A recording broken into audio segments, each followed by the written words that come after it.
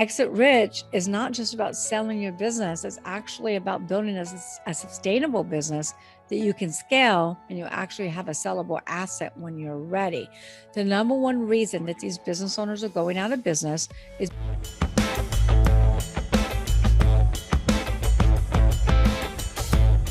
Thank you, Michelle, so much for joining us today at PivotMe. Thank you, April. Thanks for having me. Oh yeah, we are excited. We are very pumped for this interview. So we wanted to ask you some questions about preparing your business for sale and tap into some of your amazing expertise. Also learn more about your upcoming book release, Exit Rich, which is coming out very soon. We'll give the links and we're going to talk more about that. But first, Michelle, can you tell us a little bit about how you got into this type of work to begin with? Sure. So I've always been an entrepreneur, owning many different businesses. I did go to work for corporate America for a small short time. I got that three-letter word job. And then I ended up going into franchise sales, franchise consulting, franchise development. Was actually a franchise partner to many different franchisors. And I found myself, I kept saying no, no, no, because so many buyers kept coming to me asking me for existing businesses. I'm like, no, we only have startups. We only have startups. And then, I always believe in law of attraction. So I'm like, why am I saying no, no, no? I should be saying yes, yes, yes. And really, that's what led me to start my mergers and acquisitions firm over 20 years ago. And I've personally sold over 500 companies. My firm has sold over 1,000. On average, we get our clients 20 to 40% more, higher selling price. And then very quickly, I also learned that what Steve Forbes says is true. And Steve Forbes endorsed my book, Exit Rich. Steve Forbes says 80% of businesses will not sell. 8 out of 10 companies will not sell. And I started seeing that. And I'm like, oh my gosh, if I don't fix these businesses, if I don't grow them, if I don't put them on a build to sell path, I'm going to starve to death. So then that's really when I started focusing on buying, selling, fixing, growing. So I buy businesses and flip them. I partner with business owners, investing my capital, my core competencies, my resources, and fix their business, grow their business, and put them on a build to sell program. And, really start tweaking those businesses so that they can sell for their desired price tag. So it's my goal to help business owners exit rich instead of exiting poor. Sure. And so let's talk about that because, man, are the numbers stacked against us business owners. So our audience is mostly business owners. And I think about the amount of businesses that fail within the first 5 years is staggering. And then even if you get past that, the 5-year mark and you think, okay, I made it, you're saying still 8 out of 10 businesses don't sell. So talk to us about some of the reasons why businesses don't sell and maybe some of the reasons why businesses do sell. Yes. And then I want to give you some information because things have changed. So Mhm. you said a lot of businesses go out of business in the first 5 years. That used to be the case. That's not the case anymore. Okay. When I wrote my very first book, Sell Your Business for More Than It's Worth in 2013, I did the research and learned that 95% of all startups would fail within those 1 to 5 years. You are absolutely correct. However, that has changed dramatically. When I wrote Exit Rich in 2019, 2020, did the exact same research, I learned that the business landscape has actually flip-flopped. Mm. Now it's only 30% of those startups will go out of business. Only Wow. 30%, which is great news for Startup Nation. However, out of 27.6 million companies, those businesses have been in business for 10 years or longer. 70% of those businesses will go out of business. 70. It has reversed. You hear about the big public companies all the time in the media. Toys R Us in business 75 years, goes out of business. Kmart, Steinmart, Pier 1. Disney stores are closing. Godiva Chocolate's closing down 1,500 locations. GNC's closing down 900 locations. But guess what the media doesn't tell you about? They don't tell you about all the private businesses on every street corner in every town in every state across our great nation. These business owners are going out of business. They're exiting poor. They're selling for pennies on a dollar, closing their business, and even worse, filing bankruptcy. And when you file bankruptcy, most business owners not just lose their business assets, they'll lose their personal assets too, because most business owners commingle assets. Yeah. So exit rich is not just about selling your business. It's actually about building a sustainable business that you can scale and you actually have a sellable asset when you're ready. The number one reason that these business owners are going out of business is because of lack of AIM. Mhm. AIM. always innovate and market. Business owners stop innovating and they stop marketing. They become complacent. Look at Blockbuster. Blockbuster had the opportunity to compete with Netflix. In fact, they had the opportunity to purchase Netflix. They did nothing. Toys R Us didn't innovate anything in 75 years. So business owners become complacent. They're married to their original concept and they stop innovating.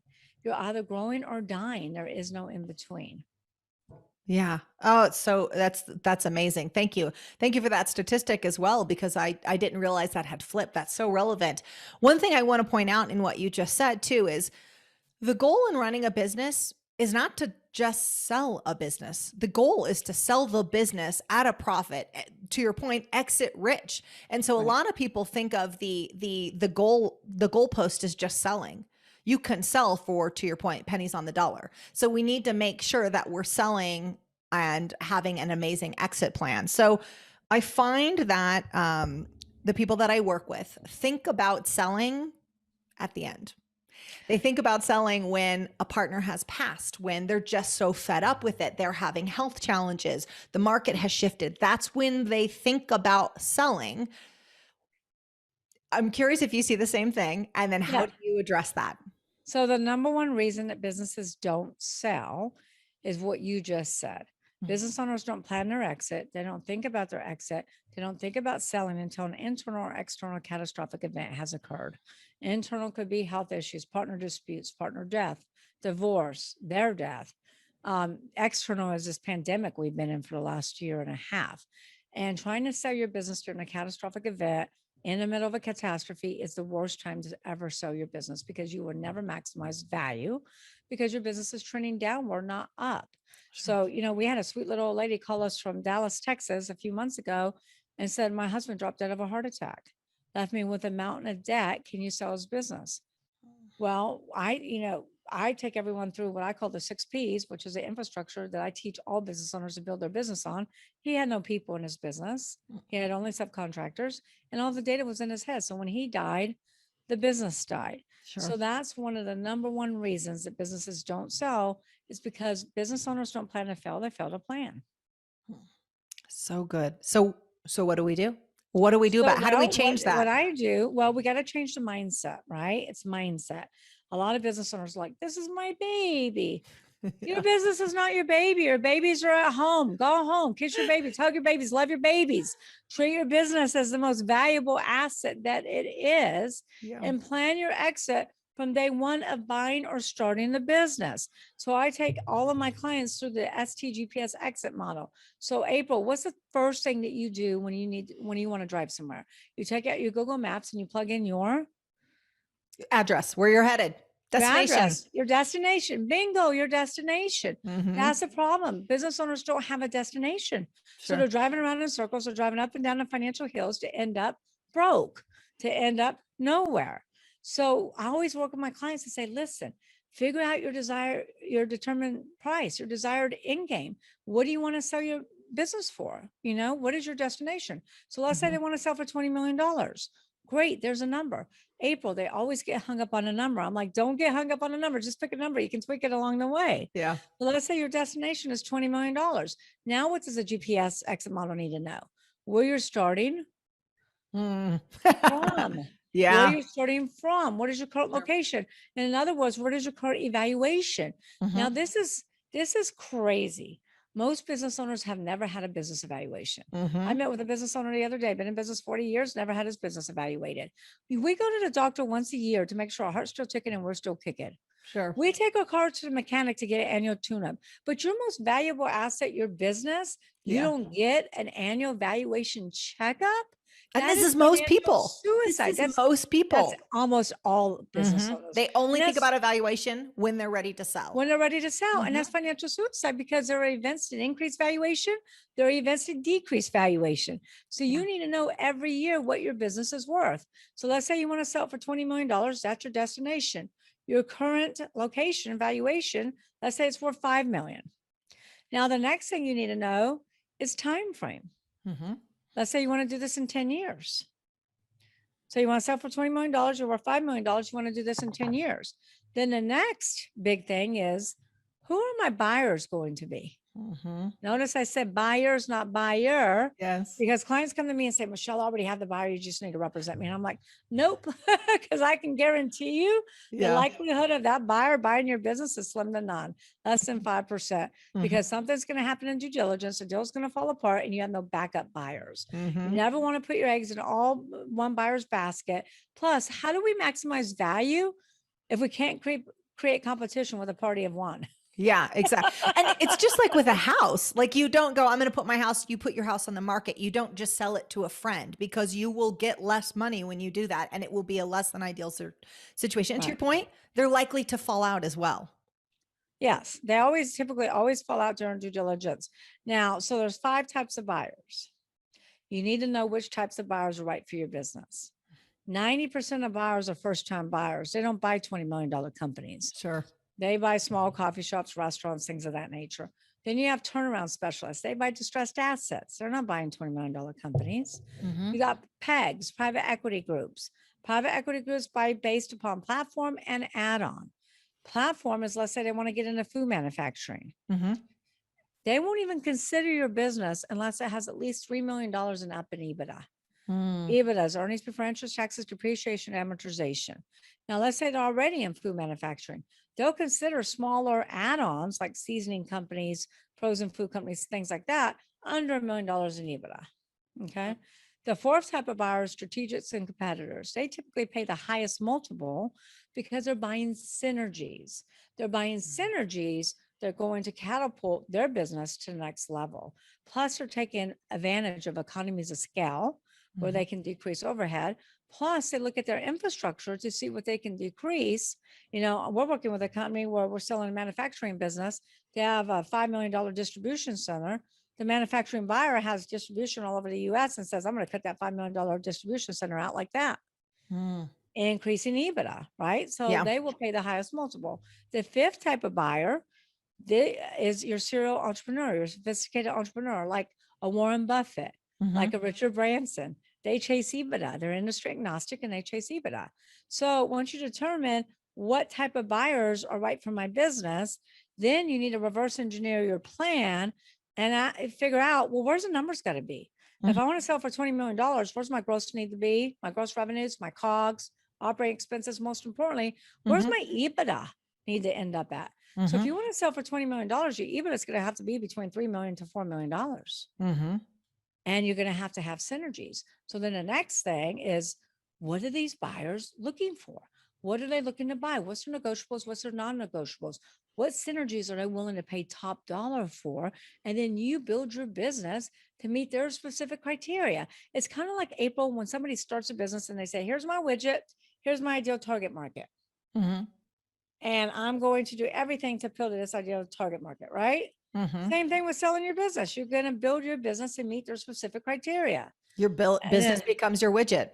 Just like exactly, your product. It's your business is your product it's your then. product, right? Mm-hmm. And then the last step in that model is in the GPS exit model is, what is your why? Mm. Why do you want to sell your business for $20 million? If it was easy, everybody would be doing it. Mm-hmm. Your why has to be powerful enough, strong enough to keep you motivated, to keep you in the game, to keep you weathering all the financial storms. Yeah. That's the GPS exit model. Then we take our clients through building the infrastructure on the 6 Ps. Wow. Okay, so I want to talk about the 6 Ps. Let me just process this. This was amazing, Michelle. And also just the tweak of thinking about your business like your product is so very powerful because to your point, people think of their business as their baby. And they only think about giving away that baby, selling that baby when there is some event, external, maybe internal, maybe a midlife crisis. There's all sorts of reasons why we've seen people do this. That's not the time to do it. They're definitely handicapped at that point. But if you instead begin with the end in mind, because I know for me, so many people sit down and they just want to step on the gas. How do I step on the gas as fast as I can? And I ask the question, well, where are you going? Let's not focus on stepping on that gas before you know where the hell you're trying to be. That's right. So I love this idea of reframing your business as a product. It's just your widget, but also the market you're going to sell it to. You wouldn't just sell it to one market because then you've put all your eggs in one basket. Well, you shouldn't try to appeal to just one type of buyer because again, you're going to limit yourself. So I love this concept. And for those listening right now, take notes on exactly how you need to position yourself for selling, even if you're thinking, well, it's not in 12 months, it's not even in 24 months from now. It doesn't matter, and you don't know what the future hold. I can't imagine the amount of people who are trying to sell during the pandemic. That wasn't the time to sell. I mean, that Right. was a challenging time for people to try to sell and to get top dollar. So Michelle, can you walk us through the next piece of this, the 6 Ps? Absolutely. So I told you the number one reason why businesses don't sell is because business owners don't plan their exit strategy. The number two reason why businesses don't sell is because business owners have created a glorified job in which they go to work at every day versus a business that actually works for them. And a business is 1,000% dependent upon the owner. Mm-hmm. If the business is dependent upon the owner, in all likelihood, the buyer is not going to buy your No one business. wants to buy your job. No one wants to buy a job. Buyers want to buy a business, not a job. So the first P is people. You don't build a business, you build people, and people build a business. Mm. Problem with entrepreneurs is they get stuck in the day to day. So they're working in their business instead of working on their business. And they feel like if you want it done right, you have to do it yourself. Hmm. Well, that can't be further from the truth. Number one. Number two, you will never grow unless you let go of the control. Mm. You will never grow unless you let go of the control. So you have to put the right people in the right seats. And you have to ask the who question. Mm-hmm. Who opens the doors? Who handles customer service, marketing, legal, accounting, manufacturing, logistics, quality control, environmental? The list goes on and on. The clue here, April, is you should never be next to the who. Mm. You want the business to run without you. I have a dentist that came in, wants to sell, been in business 50 years. One dentist, 3 dental hygienists. They're all his daughters. And I told him, I said, I can sell your business, but we're not going to be able to maximize value because you really have a job, not a business. Mm-hmm. And the offer, the purchase price is going to be structured with contingencies based upon clawbacks, earnouts, etc., that are going to be contingent upon you and your daughter staying. And he goes, well, honey, I'm not staying. I said, well, honey, you're not selling. Because the Yeah. minute you and your daughters leave, the patients leave. Yeah. And You this is a have problem nothing with like to the husband sell. and wife teams too, right? I imagine it's the This is same husband and situation. wives team. This is all Mm-hmm. kind of, look, we have a business right now that we're selling between 60 to 70 million dollars. They have 300 employees, been in business since 1998. But even with the 300 employees, that business will not operate without the owner. The owner Mm. has the key relationships. The owner has all the data in his head. And every buyer's like, we're not going to buy 100%. We'll buy 70%, 80%, something like that. So it just doesn't happen in small businesses. It Mm-hmm. happens in middle market too. Mm. So you got to make sure you hire the right people in the right seat. And entrepreneurs, focus on your strengths, hire your weaknesses, Mm-hmm. answer the who question, Mm-hmm. get your layers of management in there, because you're not going to sell a $20 million company without a COO, without a CFO. You got to have that layer of management in there. You are the entrepreneur, you are the visionary. Mm-hmm. You should be working on the business. You should have an integrator that can Mm-hmm. integrate your vision, your ideas to all the different departments below you. And can you talk about, before we get into the rest of the 15 Ps, because this is so important, talk about how you let go, because this is something that you see over and over again. And the problem is as the business becomes more successful, it was a $1 million business and it became a $5 million and then it became a $15 million business. That's great. That entrepreneur who's running that business is probably attributing all that success to them. And yes, we are the ones that stand it up to begin with, but then there comes this point where it needs to not be you. How have you seen people do that successfully? Because that is a huge struggle for the business owner. It is a huge struggle for the business owner. And, it is. And again, it's a mindset thing, right? It's a Mhm. mindset issue. And you're just going to have to change your mindset. You've got to make sure that you're confident that you put the right team in place Sure. to take your business to the next level. And you need to hire people smarter than you. Mm. Some of the best entrepreneurs in the world hire people smarter than them.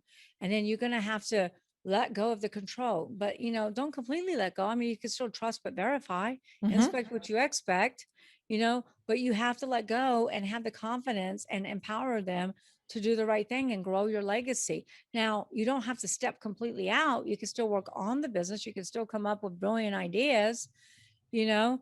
Mm-hmm. But as far as the problem with entrepreneurs is they just want to have their hand in every pot.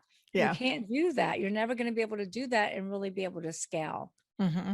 And it also, when you have great team, when you do that, you're also disempowering them because you hire great Absolutely. people. I think it was the Steve Jobs quote, like, you don't hire great people and tell them what to do. You hire great people and let them tell you what to do. I'm paraphrasing perhaps, but when you hire great people and then you're all over them, it disempowers them. You Yeah. hire great people because Well, they're supposed to know what to do. Now you set the objectives, you can set the larger yeah. vision, but then they've got to forge the path. Well, Steve Jobs might have said that, but he did tell everybody what to do. Go watch his movie. But it's true. Nice You quote, hire great Steve. people and they should be telling you what needs to be done. Yeah. And, you should be trusting that. Obviously, always say don't completely take your eyes Sure. off the wheel.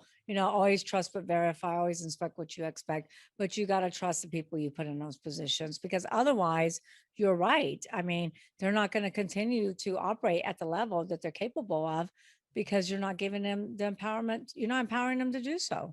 Yeah. So it sounds like the very first thing you have to do in that your position. So if you're listening and you're like, yeah, but I'm just thinking of a manufacturer that I work with in British Columbia, and he's got his fingers in all the pies. The problem is like, well, if I put my hands off, it's all going to fall apart. Okay, well then you have to build a structure where that's not the case. But it sounds like the very And first step in all of this is you have to accept that you have become the bottleneck in your business. You have to accept that truth, and then you can go about solving that. But first, we have to stand on the truth of I've become the bottleneck. How do I solve that? yeah, I always say fish drinks from the head. Fish drinks from the head. I've never heard that The before. owner. They are Okay. the bottleneck. They are the bottleneck. Fish drinks from the head. And I always also say, because I partner with a lot of business owners, we will never grow the business beyond what we can grow the owner. Oh, that is so good. Yes. So, and I've seen it Wow. time and time and time again with the owners that I partner with. Plus, I've seen it on Marcus Lemonis, the prophet. You Yes, will I never love grow the him. business beyond what you can grow the owner. Mm-hmm. That is so good. That is so good. Your success begins and ends with you first. If things are Absolutely. struggling, you need to reflect on what you're doing in your business, the energy that you're bringing, the organization you're bringing, the infrastructure that you're either you're creating or allowing to happen. It's got to Right. start with you. So, okay, let's go back to our 6 Ps. Okay. So the second P is product. Product is your product, your service, your industry. Remember how I talked about 70% of businesses are going out of business after being in business 10 years Mm-hmm. because they stop they stop innovating and marketing. So product is huge. You have to ask yourself, is your product, your industry, and your service on the way up or on the way out? Is Mm, it thriving or dying? Do you have an Amazon or do you have a Blockbuster? And if you have an Amazon, great. Now's the time to sell. You sell when your business is in its prime because businesses go through life cycles just like humans do. Nothing lasts forever. If you have a Blockbuster, that doesn't mean that you just go home, curl up into a fetal position and die. That means it's time to pivot. So I yeah. always tell my clients, ask yourself these 3 transformational questions. Amazon did this back in the 90s. Amazon asked themselves, what business are we in? Mm, And all of your listeners should be asking themselves, what business are we in? Amazon said, we're in a fulfillment business. We fulfill book orders. We sell books. Number 2, what is your core competency? What do you do better than everybody else? What is your USP, your unique selling proposition? Amazon said we do fulfillment better than anyone else and everyone else. The third obvious question, what business should we be in? What business should we be in? Amazon said we should be in the fulfillment business, fulfilling products for everyone all around the world, not just for authors. mm. Those 3 transformational questions transformed Amazon from a small book fulfillment center to a multi-billion-dollar worldwide conglomerate that they are today. Wow. Can you imagine if they had never asked that question? Can you imagine? Can you imagine when Steve Jobs came back to Apple and he asked the question, what business are we in? What do we do better than everybody else? What business should we be in? Mm. Yeah. Wow. Yeah, these questions are so important. Yeah. And that was it. Did you ever watch the movie The Founder based upon the McDonald's brothers and Ray Kroc? So I've read about him numerous times, but I don't think I've watched the movie. I'm Gotta making a watch the note. movie The Founder. Okay. Yeah, there was the same line of questioning in that movie. Hmm. And if that never happened, Ray Kroc would have never been able to blow up McDonald's like he did. That's amazing. And you look at his product, right? Like what he does better than anyone else was not make a hamburger. And I've heard the whole idea that he's really in the real estate business and stuff. It's a fascinating story, but yeah, I'm Well, adding that's it to the list. because he was in the bank. You got to watch the movie, but he was in the bank trying to borrow money. He was over leveraged Hmm. and he put up his house for collateral, commingling his assets. Hmm. And the bank said, no, we're not going to give you any more money. This gentleman follows him out of the bank and he says, what business are you in? And Ray's like, I'm in a restaurant business. He goes, no, what business are you in? And Ray's like, what are you talking about? He says, you need to be in the real estate business. Yes. Because you need to be buying the land, you need to build the buildings, you need to lease it to the franchisees. The franchisees are not compliant, then you void their contract, you put another franchise in there. Hmm. Because he did that and he started McDonald's Realty, he was able to gain so much real estate and he was able to pretty much take McDonald's from the McDonald's brothers because of that. And that's why McDonald's is the largest real estate holding company in the world. Yeah. They're on the most important corners all throughout the world. Yep. And it's funny because people will say, what, look at their hamburger. What do they have that But we you don't know have? And I'm what? like, oh, he's got something else. He would have never figured that out if it wasn't for that other gentleman in the bank who asked him that question. That's why mentorship is so important. It You is. know, you got Yeah. to have mentors because I always say it's hard to read the label from the inside of the bottle. You have outsider's perspective to read the warning signs and keep you out of the danger zone. Mentors are absolutely huge, absolutely huge. And also being open to it. The fact that Yep. Ray was open to receive that information because it's easy to think we know best. Well, I know my business better than anybody else does. Well, you're on the inside of the bottle, to use your phrase. That's good. Absolutely. Okay. So the next P is Next P. processes. Mm-hmm. So processes are kind of like exit strategy. Business owners don't think about them until something bad happens in their business and like, oh, we need a process for that. Right. So you need to start your processes from day one of starting or buying a business. Mm-hmm. Processes are ongoing. You want to keep your process manual, your policy and procedure manuals open and add processes as things come up. Mm-hmm. But here's where most business owners get this wrong. Most business owners design processes around their own agenda. Mm. You want me to explain? Let me give you an example. Yeah. Chiropractors. Most chiropractors. We're open Monday, Wednesday, Friday from 9 to 12. Then we come back from 3 to 5. We're open Tuesday morning, Thursday afternoon. Mm-hmm. Are those processes designed around the patient's experience or is it designed around the doctor's lifestyle? Sure. Doctor's lifestyle. Doctor's lifestyle.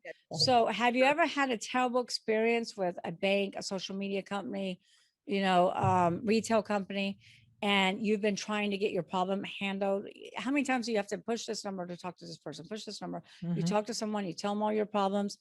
Oh, let me transfer you. You Right. get transferred 5 or 6 times. And by the time you get to the 6th person, you're like hot. Yeah. And so their processes are not designed around the customer experience. Mm-hmm. This is where most people get this wrong. This is why they lose market share. So all business owners need to stop and think, what do they want their customers to experience? Mm-hmm. McDonald's, I'm going to go back to the founder. McDonald's, back in the 1940s and 1950s, they said, we're going to start a fast food restaurant. We want a fast food system. Processes designed around the customer experience. We Mm-hmm. want the customers to experience great tasting food that's hot and fast. Mm-hmm. They developed processes around the customer experience back in the 50s. Even though they've been tweaked along the way, you can eat at McDonald's anywhere on the road and get the same experience. Mm-hmm.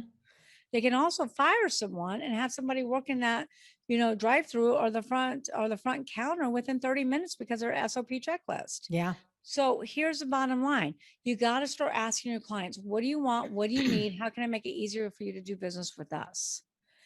Those who make it easier for consumers to purchase products and services is the company that's winning. Amazon is winning Mm-hmm. because Amazon makes it so easy to practically buy anything and have it delivered to your house in 2 days. You can practically buy a horse on Amazon. Yep. So we got to go back to the bases and start asking our clients, what do you want? What do you need? How can I make your life easier? We got to create wow experiences for our clients. Mm-hmm. We got to create raving fans. If we don't, your competitors will be happy to do it for you. Mm-hmm. Absolutely. And And we do so, design it around what we think our conveniences and what we think, and we don't stop to say, because the other thing about having the hamburger fast, what about when people are on their lunch breaks? They need something really fast, and you could yeah. design it around, okay, they're going to have a short amount of time. So I want to make sure that I'm delivering it in this speed. I have a friend, Jillian Floodstrom, that always says, if you make your clients burn calories, they'll go somewhere else. I love that Exactly. concept. Make it easy for them. Make it easy. And see, back then in the 40s and 50s, the reason McDonald's came up with that is because they had the drive-through restaurants. Mm-hmm. It took 30 minutes to an hour to get lunch, Mm-hmm. and the food was always cold and the order was always wrong. Yeah. So again, go back to what is your customer's experience and don't assume that don't assume that you know what they want. Ask Mhm. them. Does that make sense? Yeah, survey them, engage with Yeah. them. Yeah, sure. But design your process around the customer experience to create raving fans. Make sure they're productive and efficient because processes will make or break your company. Mm, They need to yes. be well papered. You need the policy and procedure manuals and the SOP checklist and employee handbooks and non-competes and the contracts. Because when a buyer goes to look at your $20 million business, Hmm. that's one of the first things they're going to look at. Hmm.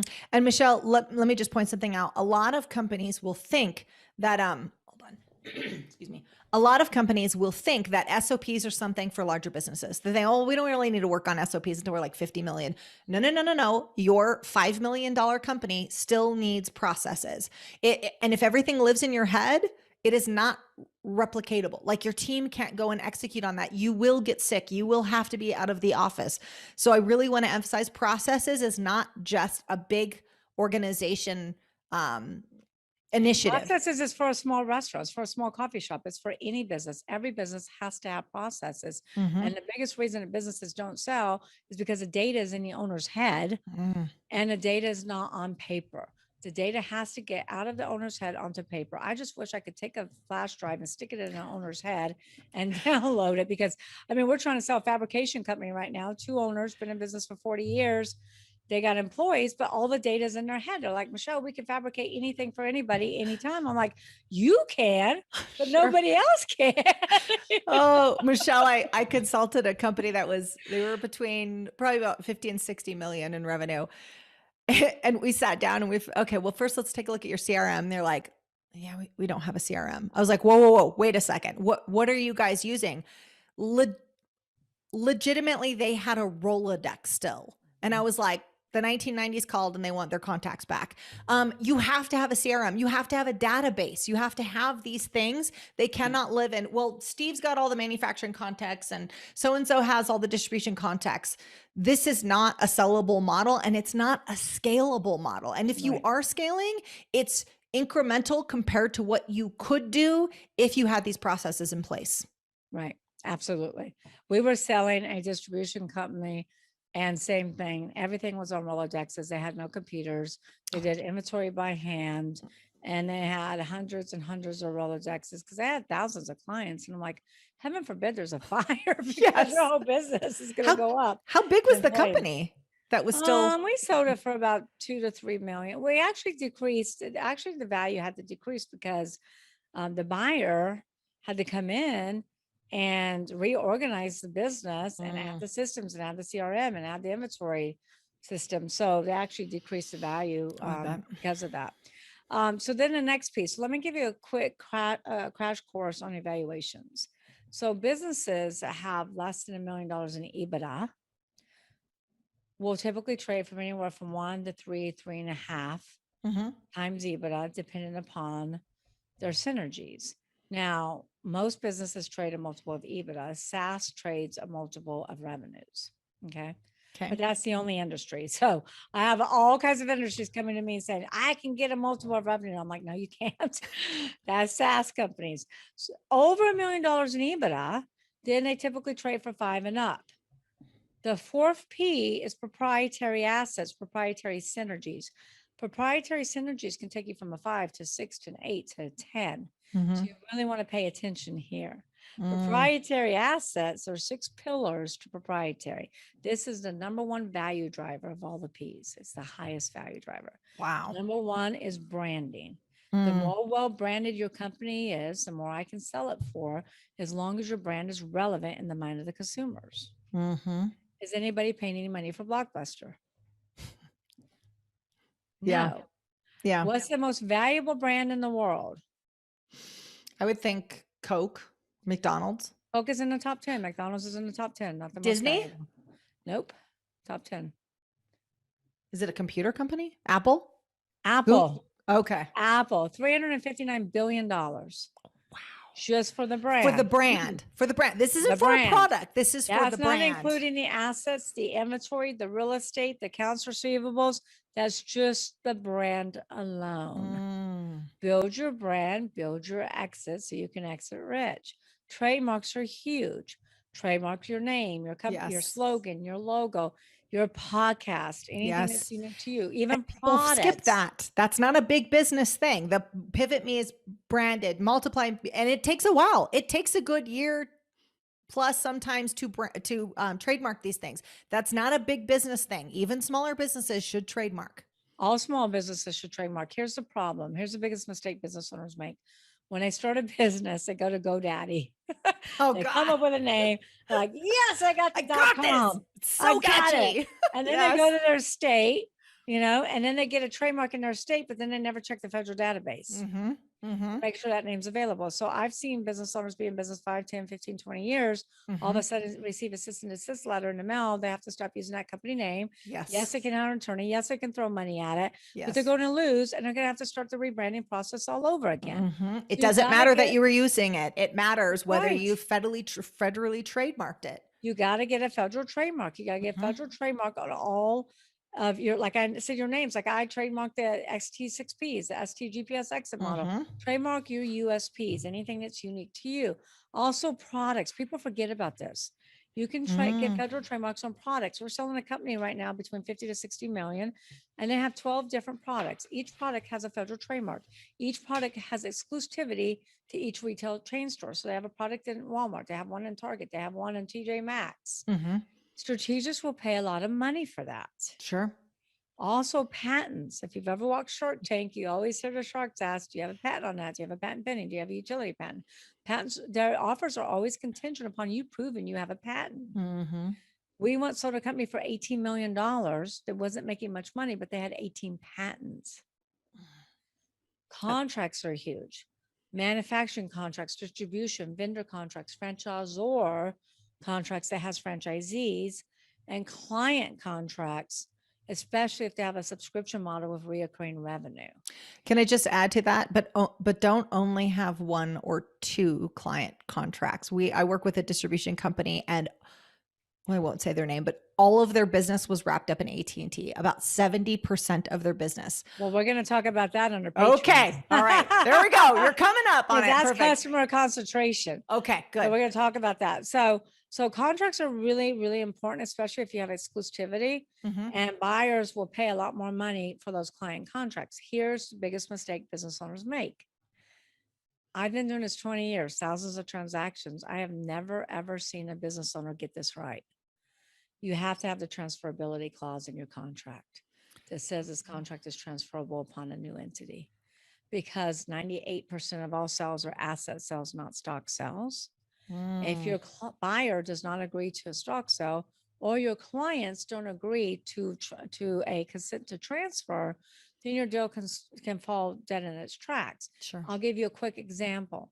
M&A firm, M&A franchise sold years and years and years ago to a private equity group. They had 1,500 franchisees. Due diligence team did, legal team did their due diligence. They closed on the sale of the business. Then they started reading through the contracts and realized that none of them were transferable. So then they decided to throw this huge party, pay for travel, pay for lodging for the franchisee and their family, cost them a fortune. The franchisees didn't like the private equity group. They thought they were arrogant and had zero experience. So only one franchisee signed a consent to transfer. The rest, 1,499 never transferred. They were filed bankruptcy within 90 to 120 days. Wow. And sued their entire legal team. So be proactive. Go put that transferability clause in your contracts. Databases. Powerful. I'm going to move on to databases. You mentioned databases earlier, databases, CRM. Databases are huge, especially if you're nurturing your clients. and they can be retargeted and repurposed. Strategics will pay a lot of money for that. Sure. Um, Facebook paid $19 billion for WhatsApp, and WhatsApp was hemorrhaging. How much revenue? Let me say. WhatsApp was hemorrhaging, hemorrhaging, but they had a synergy that Facebook was going to pay for. They had 1 billion users. And Wow. Facebook knew they could monetize an ROI off those billion users. Same thing when they bought Instagram. Instagram had a half a billion users. So synergies, what we're talking about right now is synergies. Mhm. Celebrity endorsements, huge. We got a client right now that's approved by Oprah and endorsed by Oprah. Mhm. Strategists will pay a lot of money for that endorsement because they want to get their products in front of Oprah. Sure. So celebrity endorsements, radio personalities, they can only endorse one vertical at a time. Otherwise, they lose credibility. You Mhm. don't see Jennifer Aniston's face on any other skincare line except for Aveeno. You don't Yeah. see Cindy Crawford represent any other furniture company except for Rooms to Go. Mhm. So these celebrity endorsements are huge, especially radio personalities, because that time slot is owned by that skincare company. Mhm. And you cannot bounce them off of that time slot. It's prime real estate unless they stop their contract, unless they stop paying. Sure. So that's prime real estate. Same thing with my Yeah. e-commerce businesses. My e-commerce businesses, when I have niches and, let's say they're selling pillows on Wayfair, and I have the top 3 positions on selling bedding. Mhm. So any of those top positions on Wayfair, Amazon, Etsy, eBay is huge. Strategists will pay a lot of money for those top positions. These are proprietary synergies that will take your multiples from 5, like I said, to 8, 9, and 10. Sure. Yeah. And That's then powerful. The Facebook and WhatsApp story alone, if ever you're wondering the power of these things, that's a great example of why you need to be cognizant of this piece. the power of synergies. Yeah. And so the next P is patrons, and you kind of hit the nail on the head earlier with what you said. Most businesses follow the 80-20 rule, where 80% of their revenue comes from 20% of their clients. Mm-hmm. A lot of business owners have customer concentration, Mm-hmm. and that is really dangerous. Yes. We were selling a media company that had 5 clients. We're selling between 10 to 15 million. And during the process, they lost 2 of their 5 clients. The reason they only have 5 clients is because they cater to casinos. Okay. So they have 5 of the biggest casinos, but they lost 2 during the process. So the revenues dropped, their EBITDA dropped, and they were no longer sellable. Mm. We ended up having to merge them with another company. We had another business we were selling that had 65 to 70% of the revenue tied up in BP. It was an oil manufacturing business in the BP contracts. We appraised it for $9.8 million. We have 550 buyers. We narrowed it down to 12 LOIs, but all the LOIs had contingencies and clawbacks to mitigate the buyer's risk in case, BP, in case they didn't have the BP contract anymore. Sure. Because if they lose a BP contract, they lose 65 to 70% of the revenue. Mm. So the owner's like, well, I'm not going to agree to any of that. So we were fortunate enough to find a strategic that has similar products and services. They've been trying to get in BP for decades and could never get their feet in the door. Ah. So they said, oh, we don't care about customer concentration. We just want to get our products in there. Sure. So they said, we're going to outbid everybody else. So they paid $15 million for a company that appraised for 9.8. They paid $15 million for 70%. That's Wow. 126% more than the appraised value of the business. Wow. So we can still sell your company if you have customer concentration, but it's very difficult because buyers are very nervous and they're going to have contingencies in place to mitigate their risk. Sure. So the last P, the most important P to all entrepreneurs, is profits. Mm-hmm. And everybody's like, Michelle, why do you put profits last? And here's why. Sure. Lack of profits is never the problem. Lack of profits is never the problem. It's the symptom of not operating on one of the other 5 Ps.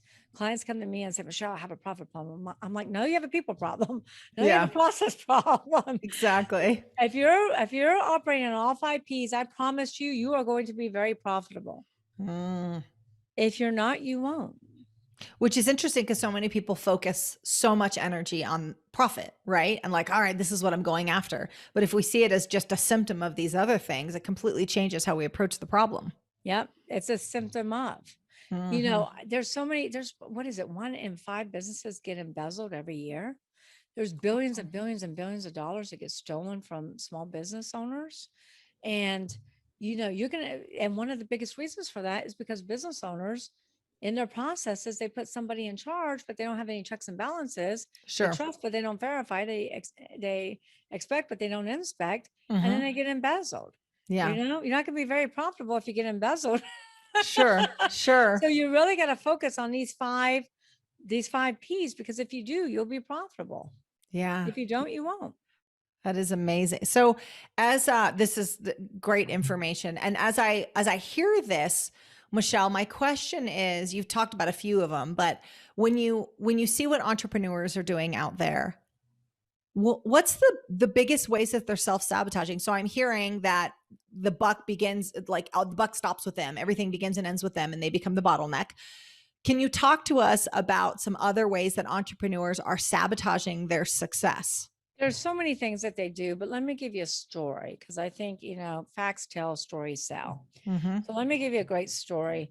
I'm not going to tell any names or anything, but Yeah. we were once selling an industrial staffing company, Mm-hmm. and was worth about 35 million. The owner decides during the sales process that he's going to leave his wife and marry his high school sweetheart while he's still married to his wife. Okay. Now, I'm not making this up. No, it's good. It should be a TV show. He Yes, calls me okay. up and says, I got married. I said, how can you get married? You're already married. I said, you married your wife again? He goes, no, I married my high school sweetheart. I go, well, aren't you already married? Oh, no, it doesn't matter. So anyway, so he does that.